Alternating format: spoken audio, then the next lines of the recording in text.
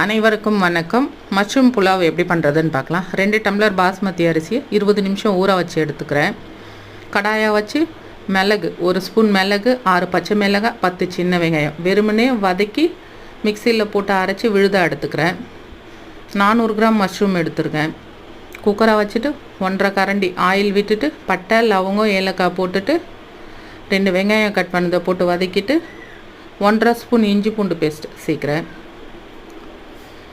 வதக்கிட்டு 1 புடி புதினா, 1 புடி கொத்தமல்லியை போட்டு வதக்கிட்டு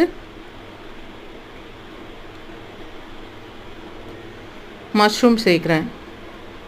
மஷ்ரூம் சேர்த்து கலந்து கொடுத்துட்டு அரைச்ச விழுது, பச்சை மிளகாய் அரைச்ச விழுதை சேர்த்து கலந்து கொடுக்குறேன். காரம் அதிகமாக வேணும்னா இன்னும் 2 பச்சை மிளகாய் சேர்த்துக்கலாம். அரிசியை சேர்த்து கலந்து கொடுத்துட்டு 1 டம்ளர் தேங்காய் பால், திக்கு பால் சேர்க்குறேன். 2 டம்ளர் தண்ணி சேர்க்குறேன். தண்ணியை சேர்த்து கலந்து கொடுத்துட்டு அரிசி 20 நிமிஷம் ஊறினதுனால 3 டம்ளர் வைக்கிறேன். 1.5 ஸ்பூன் சால்ட்டை போட்டு கலந்து கொடுத்துட்டு 1 விசில் விட்டு எடுத்துக்கிறேன்.